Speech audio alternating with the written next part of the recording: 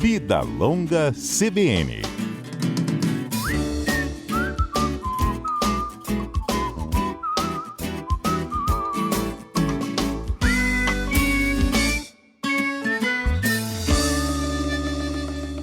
Vida Longa CBN no ar, vamos trazer aqui um assunto importante, alimentação. Aí você fala, Patrícia, mas a gente sempre fala aqui sobre alimentação e tal, em vários aspectos, sim. Só que agora a gente vai explicar como é que a alimentação pode ajudar no combate à depressão. Você sabe como? Você sabe que ajuda muito até. E quem vai conversar com a gente, explicar todo esse processo, né, e que alimentos são bons, quais aqueles que a gente precisa evitar, é a Juliana Schecker, nutricionista clínica funcional, aceitou o nosso convite, está conosco na CBN. Doutora Juliana, bom dia.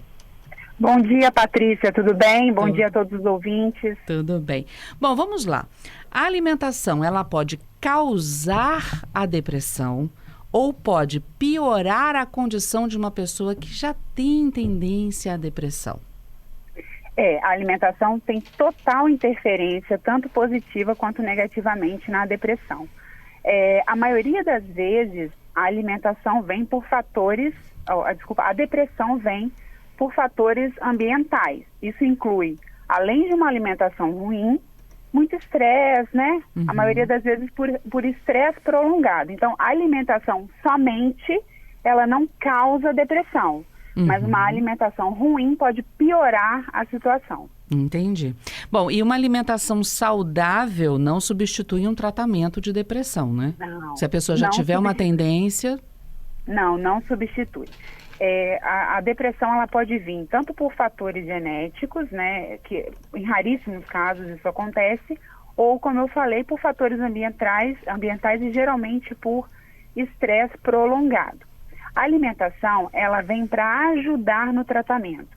Então, aquele paciente que precisa fazer acompanhamento com medicação, ele tem que continuar. Uhum. Mas o que é a alimentação? Onde a alimentação interfere? A depressão, ela acontece por uma disfunção de alguns neurotransmissores no nosso cérebro. Alguns são bem famosos, né? A serotonina, muita gente conhece, e a dopamina, que são neurotransmissores que vão melhorar o nosso humor, dão vontade da gente fazer alguma coisa. Então, eu adoro ir à praia, por exemplo. E aí eu, de repente, começo a não querer mais ir à praia. Isso é um dos sintomas de depressão, né? Uhum. Então, esses neurotransmissores, eles vêm para regular o nosso humor, o nosso humor que pode estar depressivo ou não. Entendi. Como que esses neurotransmissores, eles são produzidos? Via nutrientes. Uhum. E aí entra a importância da alimentação. Esses nutrientes que funcionam como um exército para produzir os neurotransmissores.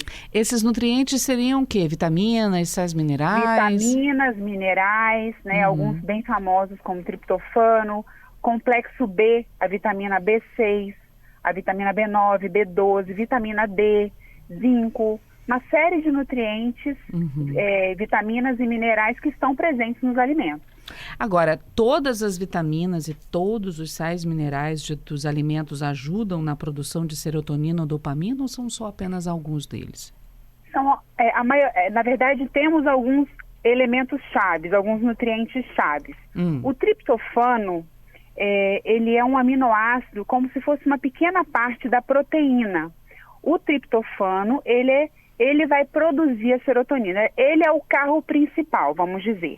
Só que até ele chegar à serotonina, ele precisa de outros ajudantes, que seriam o complexo B, o magnésio, o zinco, que acontece uma série de transformações químicas no nosso cérebro.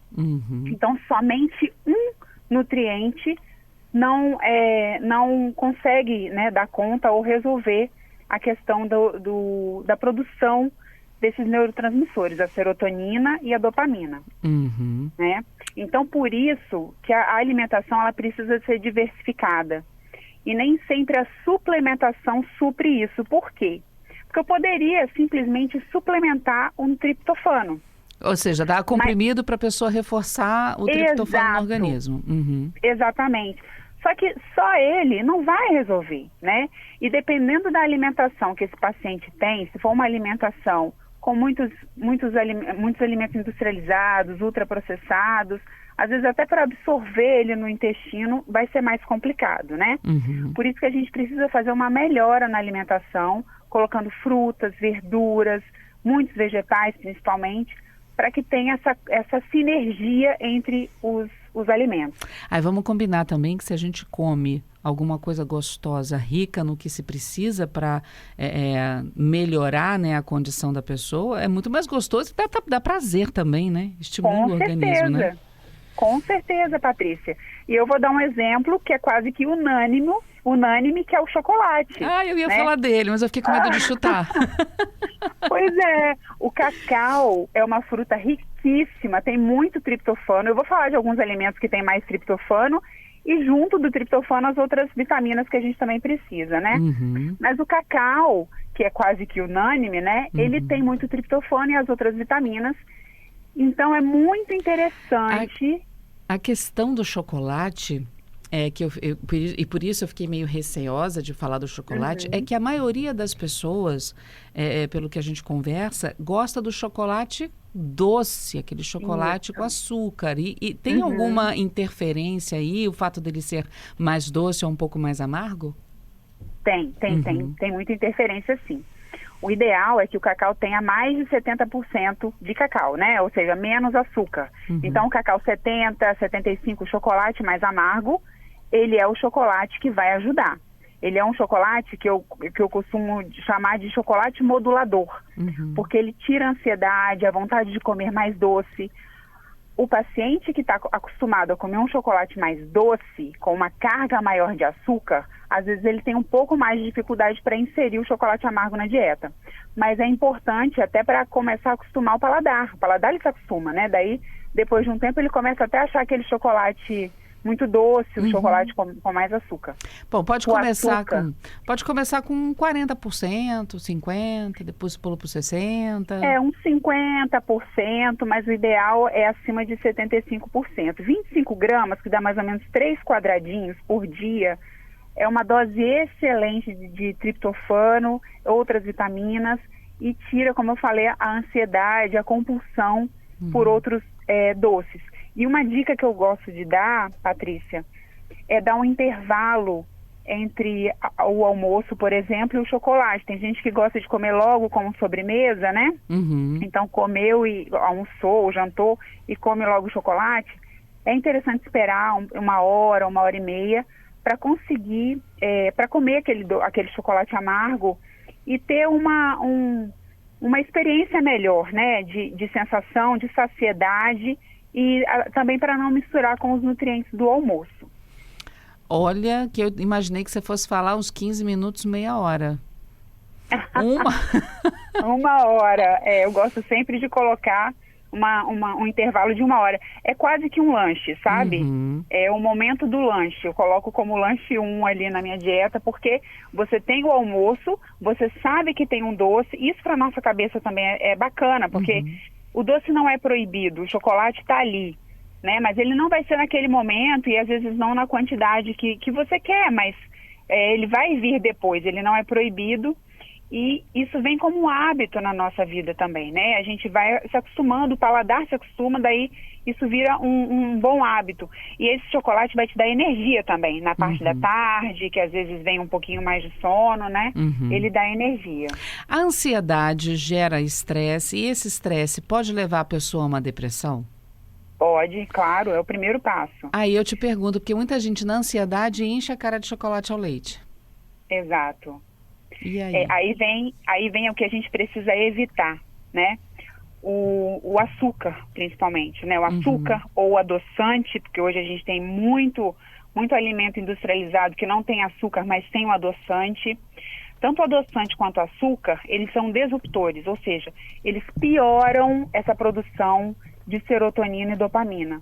Então, só vem contribuir para o que já não está legal. A pessoa já está ansiosa e acaba comendo mais.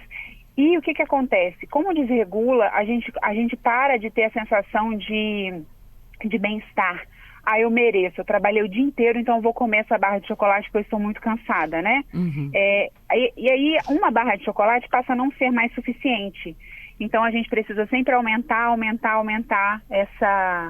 esse reforço positivo. E isso só piora, né? O que a gente precisa fazer é tentar controlar também questões ambientais, inserir uma atividade física, né? E quando você tem uma alimentação mais regrada, a ansiedade tende a diminuir. Tem um estudo legal de 2019, Patrícia, que mostrou que alguns pacientes que estavam em tratamento, tanto com medicamento quanto sem medicamento, fizeram mudança na dieta e em 3 semanas conseguiram melhorar os sintomas da depressão. Olha que legal. É legal. E a gente está falando dos sintomas, né? Como nós falamos, o tratamento ele precisa continuar. Sim. Mas só de você sentir melhora na ansiedade, melhora na compulsão ou na tristeza mesmo, né? Já é excelente, né? Vitamina C. A fonte de vitamina C é laranja, limão, abacaxi, frutas ácidas. Vitamina D. Tem que tomar sol. E aí vem aquelas fontes populares de ferro, de vitamina C, vitamina A, magnésio, cromo, zinco e tal. Mas as pessoas param para pensar, eu estou triste, eu estou ansiosa, mas eu não posso comer aquele chocolate ao leite, mas eu estou sem chocolate 70% em casa. Eu vou comer o quê? Mastigar gelo? O que eu faço quando eu estiver muito ansiosa? E até para variar também, né? Porque você precisa vai começar, estou ansiosa, vou comer chocolate. Não, tem outras coisas que podem tirar isso também, que podem satisfazer essa ansiedade da pessoa, não tem? Exatamente, desde o café da manhã até o jantar, né? Então eu vou falar alguns alimentos aqui que podem ser inseridos na dieta. Ovo é excelente, então ovo tanto no café da manhã quanto nas grandes refeições. Esse alimento entra também como regulador de ansiedade. O arroz integral, abacate, que é uma fruta riquíssima, que dá para comer, dá para tomar uma vitamina ou fazer uma pasta de abacate salgada para comer com uma salada. O próprio azeite, são alimentos comuns no nosso dia a dia, mas que contribuem para diminuir a ansiedade e futuramente os sintomas de depressão, né? Juliana, falamos de abacate, ovo, cacau, né? Que você disse que são excelentes também. Isso. Cacau, chocolate amargo acima ali dos 70%. Tem mais uma listinha aqui para a gente passar, mas chegou a pergunta da Conceição aqui, quando a gente estava falando sobre o chocolate.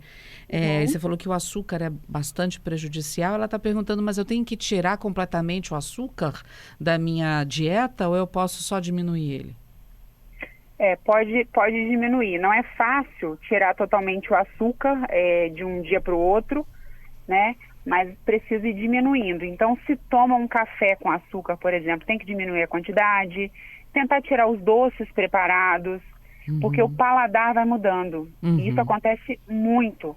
Depois não consegue consumir mais aquele alimento tão doce. Só de diminuir já é excelente, né? A gente ouve muito falar das nozes, que são muito boas, das sementes, que são muito boas, são mesmo?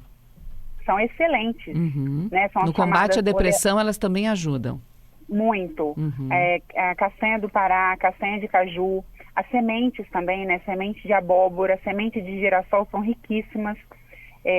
No preparo da abóbora, o paciente pode fazer completo, com casca, com a semente e a polpa, né? Mas se não gostar, tem a opção de comprar semente sequinha também, pode torrar. Além de ficar delicioso, Patrícia, serve como quase um snackzinho para jogar em cima da salada. É muito saudável, contribui muito também para esses sintomas de depressão. E aí uma dica aqui, fugindo um pouquinho, mas para mulheres que sofrem de TPM também, e menopausa, essas sementes são excelentes, tá? Então vale colocar na dieta. Já que você falou em salada, qualquer azeite serve? Tem que ser extra virgem? Que você falou que o azeite também é bom. Extra virgem, isso. E aí tem gente que tem dúvida do que usar para cozinhar. O azeite, ele também pode ser feito para refogar, né? Eu só falo para não usar ele para fritar. Fritar alguma coisa, não utilizar azeite. Mas para refogar um arroz, fazer uma preparação comum, azeite. Tanto na preparação quanto na salada. É um alimento riquíssimo e também contribui para diminuir os sintomas de depressão e ansiedade. Na nossa listinha, não tem uma proteína animal. Temos alguma que ajude? Temos. O peito de frango. Peito de frango, além de ser uma proteína animal, uma proteína magra, né, que é muito bom, né? Ele tem muito triptofano. Então, é uma ótima fonte de triptofano. A proteína é extremamente importante para todo mundo, né? Para força muscular. Então, vale acrescentar à dieta o peito de frango, tá? Temos pergunta aqui também. Além dos ovos, né? Além dos ovos. Bom, chegando pergunta de ouvinte aqui, vamos lá. Legal. O El está perguntando, e o amendoim? Também. O amendoim também entra, só que o amendoim, ele é mais alergênico. Então, ele precisa ser consumido em pouca quantidade, porque quem tem tendência a ter alergia, de pele principalmente, o amendoim pode piorar, tá? Lembrando uma coisa, para essas castanhas, né, o amendoim, é ótimo colocar na dieta, mas tem que ser em pouca quantidade, porque também tem muita gordura. Apesar de ser fonte de boas gorduras, o excesso de tudo faz mal, né? Falando no geral, na alimentação, o excesso de tudo faz mal. Então, esses alimentos podem ser consumidos sim, mas em pouca quantidade. Vou aproveitar a pergunta do El aqui, mas a gente compra, tem aqueles saquinhos de amendoim, que tem aquela casquinha salgada em volta, que é gostoso, aquilo serve esse? Não serve. Não serve, ele tem muito sódio. Esse é o industrializado que tem que ser eliminado, ou pelo menos diminuir o consumo. E aquele do conezinho que o rapazinho vende na rua, ali naquele carvãozinho queimando na latinha, na praia? Ele também tem muito sal. Eu gosto de recomendar o amendoim ou torrado ou que você vai torrar em casa para acrescentar, de repente fazer uma granola salgada, isso é legal. Pegar semente de girassol, semente de abóbora, o próprio amendoim, se quiser colocar lascas de amêndoa também, e coloca numa frigideira pura, sem óleo, sem nada, deixa ali torrar. Fica delicioso, pode botar um pouquinho de sal e aí sim pode consumir, um pouquinho todos os dias, né? Não dá para ser... Isso vale para todos os alimentos, tá, Patrícia? A gente tem que pensar que o alimento ele vem como um tratamento.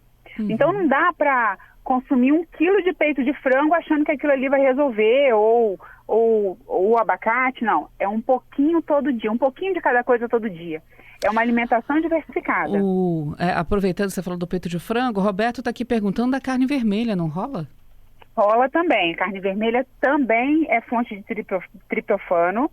A gente só tem que ter cuidado com o excesso e, dependendo do corte, com a quantidade de gordura. Então, dá sim para colocar um patinho, né? Uma carne mais magra, ou acém, músculo, não tem problema nenhum. É só ter cuidado com o excesso. Porque duas coisas que são importantes também para a gente observar.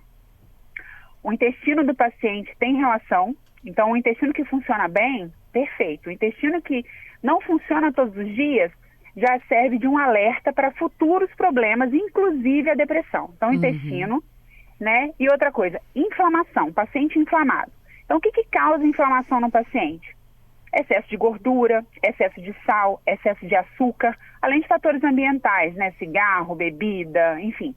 Gente, estamos falando de alimentação saudável para combater a depressão, mas a alimentação saudável, como a gente sempre fala, vale para tudo, né? Para perda de peso, para uma vida mais saudável, para o funcionamento do corpo, né? Mesmo para quem não tem tendência à depressão.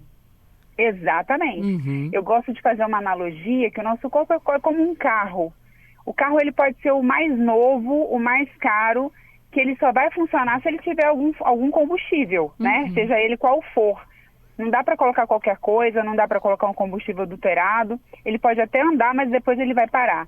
Então, o nosso corpo funciona da mesma forma. Todas as peças, todas as engrenagens, elas precisam estar funcionando. Por isso, a sinergia dos nutrientes. Mas 3 perguntinhas dos nossos ouvintes aqui para a gente responder rapidinho. Olha, Giovanni perguntando da castanha de caju, diz que na casa dele eles são em 4, consomem meio quilo por semana. Pergunta se tá bom. Da média de 125 para cada um na semana. É bastante, viu? Eu geralmente recomendo 5 por dia para cada pessoa. 5 castanhas? 5 castanhas. Dá para fazer uma mescla, né? Então, 5 castanhas de caju, umas 3 castanhas do Pará, que elas têm mais gordura, né? E aí dá para colocar junto as outras sementes, como eu falei. Não dá para comer como uma pipoca, porque é muito gorduroso. Gente, gordura boa, mas em excesso faz mal. Quer ver que eu vou me estrepar no que eu vou perguntar para ela, mas eu vou perguntar. E aquela castanha portuguesa, ela é cozida, é uma delícia. Também, uma delícia, mas também tem que ser pouca quantidade. Não falei, gente? Eu falei, mas eu só como no Natal. Tá valendo que eu só como ótimo. no Natal. Aí vale. Vamos lá, Elizabeth com a gente dizendo, bom dia, e o ômega 3? Qual comprar? O original? É melhor comer no peixe, vamos lá. né? Sim, mas às vezes... Agora, o ômega peixe 3, ele ajuda no combate à depressão também? ajuda, ele é um anti-inflamatório, né? E a gente precisa combater ou prevenir inflamação. Ômega 3, ele precisa ter o selo, um selo chamado IFOS, são várias marcas, né? Isso não é marca, é um selo de qualidade.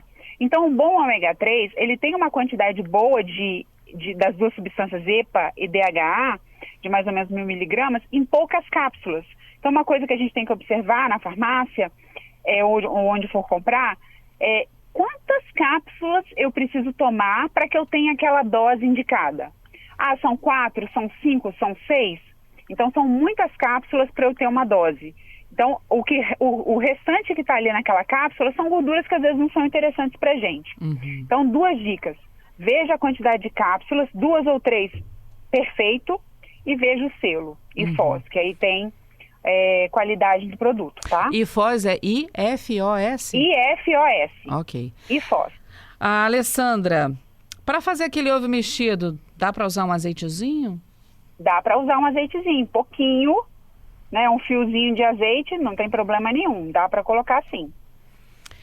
Olha, Juliana, adoramos aqui a conversa, você respondendo, ajudando os nossos ouvintes aqui, foi ótimo. Para quem pegou essa entrevista aqui na metade, gente, não tem problema, daqui a pouco ela vai estar completinha lá no nosso site também, em podcast, na sua plataforma de áudio preferida. Olha, Giovanni está protestando aqui. 5 castanhas? O que eu vou fazer com 5 castanhas? É muito pouco. É muito pouco, é verdade, para quem consome mais. Mas tem que colocar outros alimentos juntos, bota outras sementes, porque aí você consegue comer essa quantidade sem sofrer tanta abstinência. Agora, também aproveitando aqui, Elizabeth, quanto de peixe eu preciso comer para ter essa quantidade de ômega 3 necessária, equivalente aí à quantidade de cápsulas do remédio? Porque às vezes é mais fácil comprar a cápsula do que comprar o peixe. Então, esse é um assunto delicado, porque o peixe, ele nem sempre ele tem a quantidade ideal. Sardinha, por exemplo, é ótimo, tá? Dá para consumir sardinha, de preferência a sardinha não enlatada, né? Mas os peixes com mais ômega 3 tem que ser de águas profundas, muito geladas, e às vezes chega aqui no Brasil, não tem mais essa quantidade ideal. Então, geralmente eu peço suplementação de ômega 3, mas vale muito colocar peixe na dieta. 2, 3 vezes por semana, vale muito comer aí 150, 170 gramas, né? Um filé médio, um filé grande de peixe, pelo menos 3 vezes por semana na dieta, vale muito, tá? Juliana, muito obrigada, viu, por conversar conosco, dessas dicas.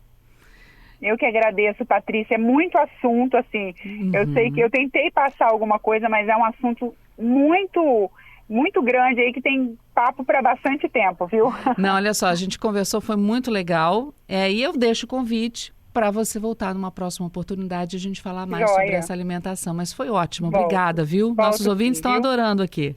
Que bom, muito obrigada. Bom dia a todos. Bom dia, até a próxima, Juliana. Até a próxima. Tchau, tchau. Tchau, tchau.